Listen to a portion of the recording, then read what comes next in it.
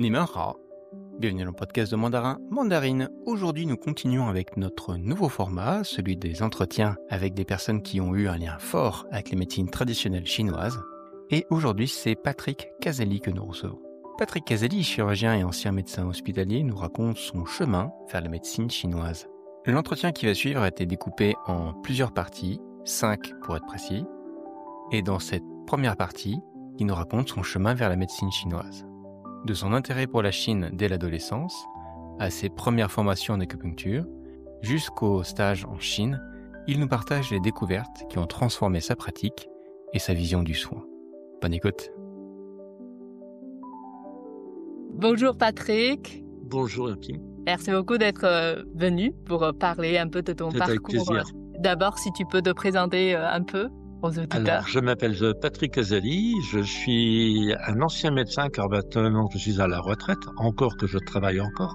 Je suis un médecin hospitalier, je suis un chirurgien gynécologue et depuis très longtemps, je suis intéressé par le monde chinois. Ça a commencé dans mon enfance par les arts martiaux et puis après, vers l'âge de 15 ans, par une lecture d'un livre que je conseille à tout le monde qui s'appelle « Quand la Chine s'éveillera » de Alain Pierrefitte, qui a été pour moi un choc émotionnel de voir un pays que l'on pensait être en retrait et qui tout d'un coup allait exploser. Et très honnêtement, j'étais très sensible à cela. C'était à quelle époque que tu as lu ce livre? C'est 1970, tu vois. Ok. C'est pas hier. Hein. Et le livre existe toujours sur Internet. Depuis très longtemps, je regardais sur ce qu'on appelait les maps mondes, donc les boules qui montrent le monde, comment était la Chine, qu'est-ce que c'était, etc. J'ai toujours été intéressé par la géographie, l'histoire de la Chine, etc. Et un jour, ce livre est édité, mon père me l'achète, et je le lis d'un trait. Et tout d'un coup, je découvre un autre peuple. C'est-à-dire que j'avais la notion de la période impériale, on va dire de 2000 ans avant Jésus-Christ jusqu'à peu près 1900. Et tout d'un coup, on parle de une révolution culturelle, l'arrêt de la soumission de l'individu. Bon, ça m'a beaucoup plu. Ok. Et ça reste, c'est resté comme étant imprégné pour moi. Ce qui a fait que par la suite, en dehors de ça, de lire et d'aller plus loin dans la lecture, j'ai aussi lu beaucoup de ce qu'on appellerait la philosophie chinoise, même si le mot philosophie n'est pas adapté pour la Chine. Je suis allé vers le taoïsme au travers de ça, de cette pensée et de cette vie que j'ai voulu progresser. D'accord. Après, malheureusement, il y a eu des aléas dans la vie. L'aléa étant qu'il faille trouver un travail. J'étais très intéressé par la médecine occidentale au départ. Naturellement, je savais même pas que ça existait la médecine chinoise. Donc j'ai fait la faculté de médecine de Nancy. J'ai été interne, j'étais chef de clinique.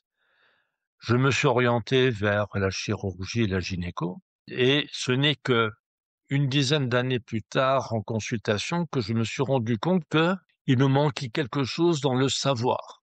C'est-à-dire que, malheureusement, les médecins modernes prescrivent beaucoup d'examens complémentaires sans examiner les patients. Par exemple, tu viens en consultation, j'ai mal à la gorge, très bien, voilà le traitement. On regarde un tout petit peu, c'est un peu rouge, hop, là le traitement termine, au revoir. Ah oui, d'accord. J'ai mal à la tête, t'as qu'à prendre du Doliprane. J'ai ceci, tu fais cela. Si des fois t'as mal au ventre, on n'examine plus le ventre, ou très peu. On cherche pas, on pose pas très peu de questions, et on va directement au scanner. Donc, à chaque fois, on demande des examens complémentaires, et les examens complémentaires, ça coûte très cher.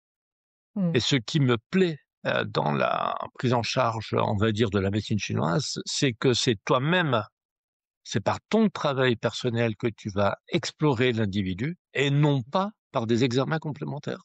Oui, c'est pas les machines qui explorent une autre. T'es pas une machine, et donc tu prends le temps de consulter avec les gens. Donc d'une part déjà, la cadence de consultation, elle a diminué un peu, tout en travaillant beaucoup, parce que le nombre de patients étant toujours là, automatiquement j'augmentais mon temps de travail. Mais ça me dérangeait pas, parce que de toute façon, je suis passionné par la médecine, que je trouvais qui était super sympa. C'était que au travers de la médecine chinoise, je découvrais des choses très intéressantes que je ressentais au préalable, sûrement par Mmh. la pensée taoïste, mais que je n'arrivais pas à exprimer. Voilà. Donc, en D'accord. France, les écoles de médecine chinoise pour les médecins, il y en avait, mais elles sont assez loin d'où j'habite et elles ont plus ou moins disparu. Et ce que l'on voit actuellement dans les facultés, parce que j'y suis allé, c'est pas forcément très intéressant.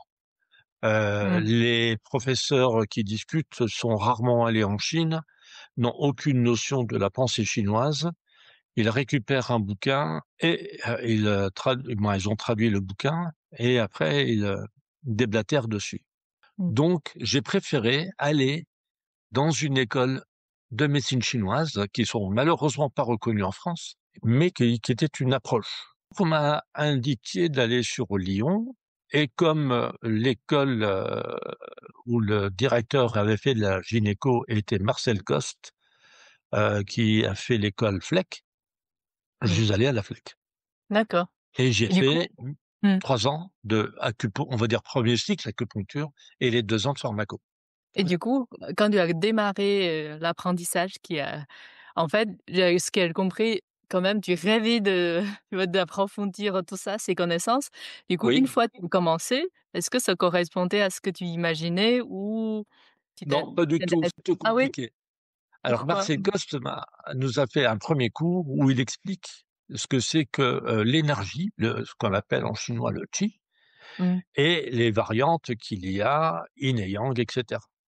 Mmh. À l'époque, nous étions donc, l'école se trouvait à côté de Lyon et nous étions dans un grand établissement avec, un beau parc et on dormait sur place. Le soir même, après avoir mangé, Marcel Coste discutait avec des gens, j'ai écouté. Et comme j'étais le petit jeune, parce que j'étais le seul qui est resté là, les autres étaient déjà des 3e, 4e années, il parlait du qi. Et j'ai posé la question: «Qu'est-ce que c'est que le qi?» Et il m'a dit: «Le qi est quelque chose que c'est une énergie qu'on ne voit pas. C'est le fondement de la vie, c'est ce qui permet, on va dire, au mouvement de se créer. Sans ça, il y a pas de mouvement». Et le soir, j'ai appelé mon épouse, après que nous ayons discuté, et elle m'a posé la question, comment c'était le jour? Et j'ai dit: «Je pense qu'il a fumé le calumet de la paix», parce que je veux dire que c'est complètement ésotérique, quoi. Je veux dire, c'est bizarre. Et elle me dit et elle me dit: «Est-ce que tu veux continuer?» Bah, j'ai dit: «Oui, justement, parce que c'est bizarre, je vais voir jusqu'au bout». OK. Et le lendemain, on a eu un cours mixte avec, Pogam, qui était l'adjoint Mmh. Non, il va de aller voir. Marcel Mmh. Coste, une dame que moi j'ai eue pendant 5 ans, Dominique Galli, qui, était notre enseignante et que j'ai eue quasiment en chronique pendant 5 ans.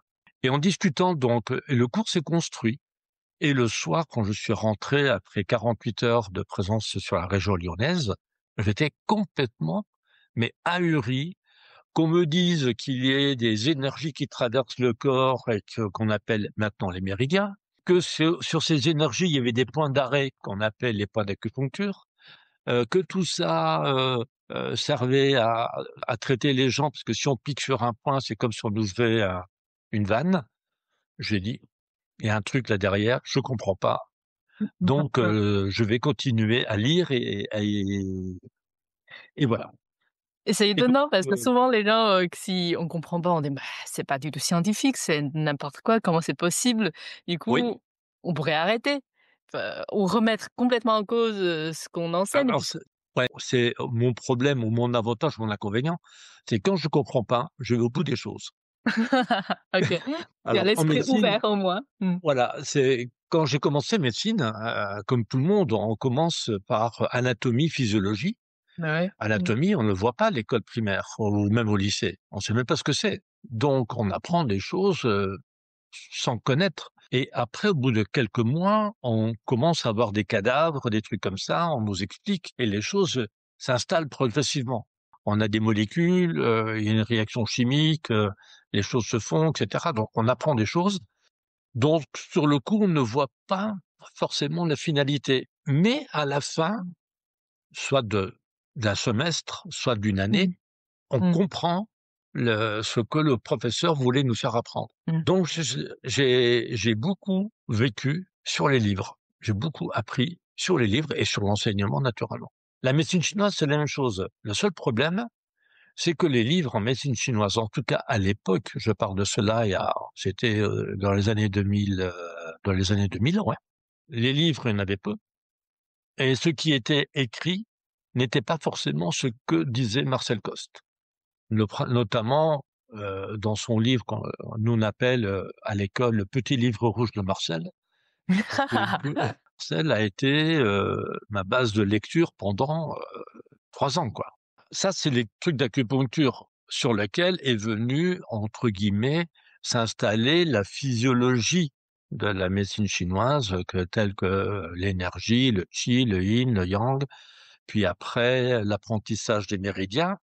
Et dans l'apprentissage des méridiens, beaucoup d'enseignants, parce qu'on en a eu 2 ou 3, nous ont permis de comprendre les méridiens comme si on devait les visualiser intellectuellement. C'est-à-dire que on n'apprend Mmh. pas sur le livre, on se fait les repères sur le corps, par exemple, le méridien du poumon qui se trouve sur le côté, on se fait les repères, on les marque et après on Mmh. essaye de voir le méridien.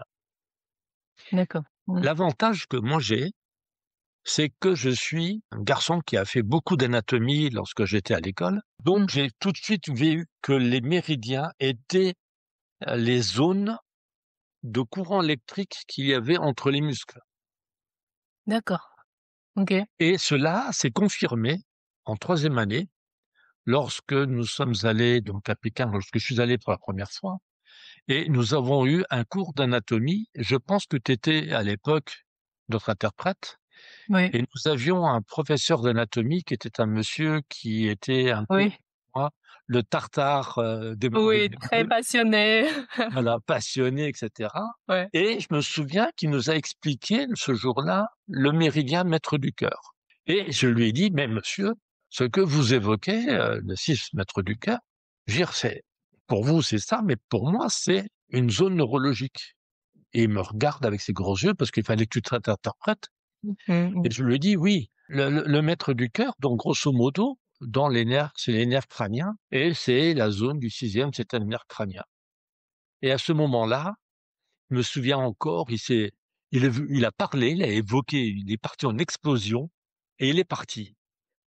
Je suis resté tout bête. Tout le monde m'a dit: «C'est pas grave, tu l'as peut-être choqué un peu», et il est revenu un quart d'heure après, en nous montrant des dessins qu'il avait fait lui, il y a 20 ans avant.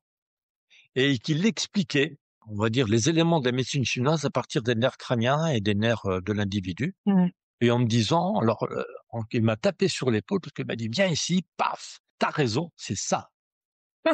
Et à ce moment-là, j'ai compris que j'avais compris la médecine chinoise. C'est-à-dire qu'en fait, tout ce que j'avais appris en médecine, et ben, en fait, les personnes qui ont découvert, les énergies, chinoises, n'étaient en fait que des gens qui étaient visionnaires du corps humain, quoi. Mmh. Ouais, on voit le corps à l'intérieur. Mmh. Et cette confrontation a été pour moi, une explosion, et je me suis dit: «Ça y est, j'ai trouvé, j'ai compris». 2 mois après, nous passions notre, examen de 3e année. Je me souviens très bien de ce que me disaient Marcel Coste et Pogam à l'époque. Ils m'ont dit: «Enfin, tu as lâché la médecine occidentale et tu as compris la médecine chinoise». Et après donc en septembre, on devait passer à Aix, l'équivalent donc, de ce diplôme. Et là par contre, entre-temps, j'ai beaucoup lu en été, Mmh. Mmh. et quand j'ai passé mon diplôme, je suis devenu aussi major pour tout le monde. Mais là j'ai eu 19,80 sur 20. Mmh. Et ce qui m'intéresse aussi, tu as dit que ça y est, tu as lâché la médecine occidentale, tu as compris la médecine chinoise, puisque tu travaillais encore tous les jours, tu voyais patient.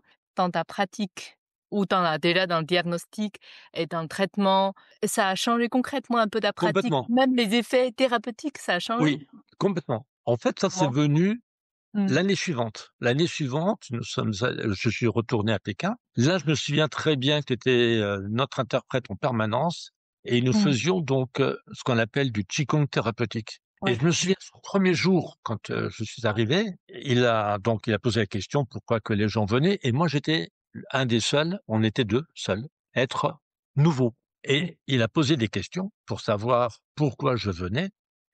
Et je lui explique mon parcours médical et je lui dis: «Ben, je voudrais comprendre, en quoi le qigong, permet de comprendre le corps humain». La phrase a été très dure, a été: «Ben, écoute, si tu as pas compris avant de venir, il suffit de retourner en France, comme ça tu comprendras peut-être». Donc ça y et donc à midi, j'en ai parlé à Marcel Coste et à Fogam et ils m'ont dit: «Bah, c'est bon, tu as compris qu'il faut maintenant que tu travailles». Et donc le professeur de qigong thérapeutique, qui faisait travailler les autres, m'a en plus fait beaucoup travailler sur le ressenti, notion que je n'ai pas.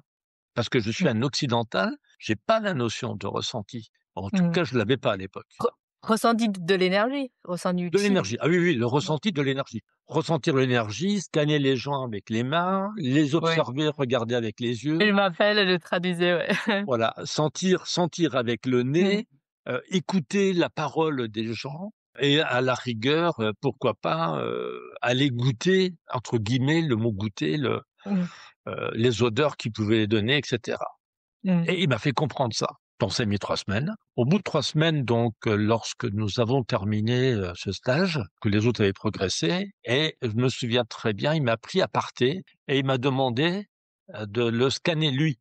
Le scanner, c'est en fait, c'est de regarder l'individu et Oui. essayer de voir s'il y a des nœuds, des zones d'ombre, on va dire, sur Oui. son corps et je voyais des zones d'ombre sur son corps parce que c'est lui qui me l'a fait découvrir, hein, faut être honnête, hein. Mmh mh. Mmh. Et ces zones d'ombre, je lui ai expliqué et il a souri, il m'a dit: «Tu es dans le bon chemin» et donc j'ai continué à progresser là-dessus.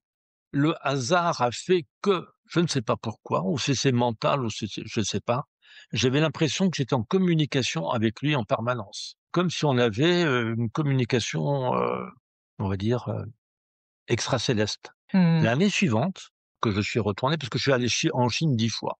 Donc l'année suivante que je suis allé en Chine, donc là, le programme était différent. On devait voir les bases de la gynéco, parce que moi j'avais demandé la gynéco. Et le hasard a fait que dans un couloir, Marcel Coste, qui était avec moi, rencontre le professeur de Qigong et nous discutons. Et le professeur de Qigong, qui a dû en voir des centaines de personnes devant lui, hein, il me dit: «Tiens, le petit Français, est-ce que tu as travaillé un peu? Parce que je sens que tu as travaillé». Je suis resté surpris comment il faisait pour savoir que je l'avais travaillé mon qigong et il me dit: «Allez, viens avec moi, tu vas me rescanner» et donc j'ai rescanné le professeur, il m'a dit: «Ouais, c'est bien, tu travailles, mais il faut travailler encore plus. Il n'y a pas que le cerveau, il n'y a pas que les livres, il faut aussi sentir» et c'est vrai que la médecine chinoise, c'est ça, sentir et ressentir Ouais, c'est beaucoup et en par, fait les ressentis, voilà corporels. et c'est là qu'il m'a dit une chose importante et qui était la deuxième chose importante qu'il m'ait dite. Parce qu'à l'époque, j'étais en 4e année, donc avec la FLEC, 4e et 5e année, c'est de la pharmacopée et il me dit: «Il ne sert à rien d'apprendre les plantes, ça a aucun intérêt. Il faut ressentir la plante et si tu la Mmh. sens, tu vas pouvoir traiter l'individu» et donc je me suis acheté un kit de plantes chinoises à Pékin où j'ai des morceaux de plantes qui sont à l'intérieur et quand des fois j'oublie, parce que, ben, malheureusement, on oublie tous les choses. Eh ben, j'ai de petites enveloppes. Alors, c'est écrit en chinois dessus, naturellement, mais il y a des petites enveloppes où c'est marqué. Alors, c'est vrai que pour moi, pour aller plus vite, à l'époque, j'avais fait traduire les mots et donc j'ai marqué Mmh. les mots en français. Et voilà. Et donc, je me remets sur les plantes à chaque fois. Et c'est comme ça que j'ai appris ma pharmacopée. Tu fais comment en fait? Tu goûtes, tu manges un peu, tu sens Voilà. l'odeur? Alors, il faut les sentir. Vraiment l'odeur? Mmh. Voilà. Il faut les Mmh. regarder. Alors, je vais donner un exemple très simple. Tu regardes le gingembre, par exemple. Quand tu regardes le gingembre, la coupe de gingembre va te donner 2 couches. Oui. Tu as une couche externe qui est un peu marron foncé et une couche interne qui est un peu jaune d'or. Donc la couche externe qui est marron foncé est très piquante et Mmh. cette couche externe va agir sur le poumon, alors que la couche interne qui est jaunâtre va agir sur la rate. Et OK. le gingembre et la plante lutéine. Ça te permet de comprendre comment parce que le piquant agit sur la peau pour faire sortir les mauvaises énergies et quand il agit sur, la rate, ça permet de la faire fonctionner, de la mettre en route. C'est pour ça que le gingembre intervient toujours, sauf On ne doit pas l'utiliser s'il y a de l'humidité. On peut dire c'est une connaissance et toi, genre, tu manges un peu pour sentir Voilà, comment tu ça manges, tu dans toi? goûtes, Vraiment, goûtes. dans ça? Voilà, oui, Tu c'est sens l'estomac chauffer, tout ça? c'est la médecine ancestrale française. Mmh. À l'époque, avant qu'on ait les médecins modernes, les anciens médecins, qu'est-ce qu'ils faisaient? Ben, je suis désolé pour ceux qui écouteront la vidéo, mais on goûtait l'urine et on sentait les odeurs des selles. Voilà. Et pour connaître la pathologie des gens, alors, il fallait regarder comment était la couleur du caca que faisait l'individu. Mmh. On ne traite pas une diarrhée comme on traite une constipation. Mmh. Et la constipation, tu as des constipations, tu as des selles qu'on dit des selles, en français on dit selles crottes de chèvre, donc elles sont toutes Mmh. petites.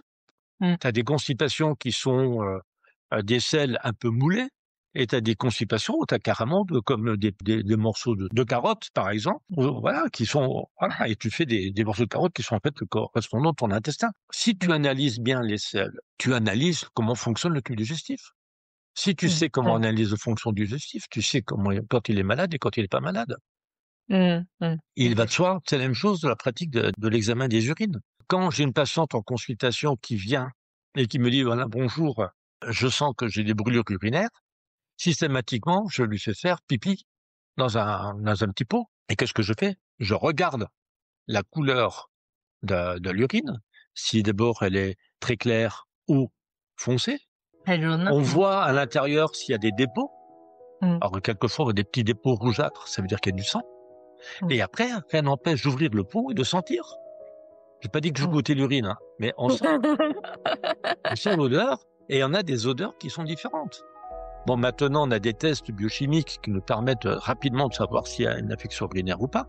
Et voilà. Et en espace de très peu de temps, on peut savoir si c'est une cystite, une petite infection urinaire ou un truc plus grave. Et Mmh. ça évite les antibiotiques pour rien. C'est la fin de cette première partie de notre entretien avec Patrick Casali. Nous espérons que vous avez apprécié l'écoute de cette première partie et nous vous donnons rendez-vous pour la prochaine. Dans cette prochaine partie, Patrick Casali expliquera comment il associe la pharmacopée chinoise, la clinique traditionnelle et ses connaissances médicales modernes. 再见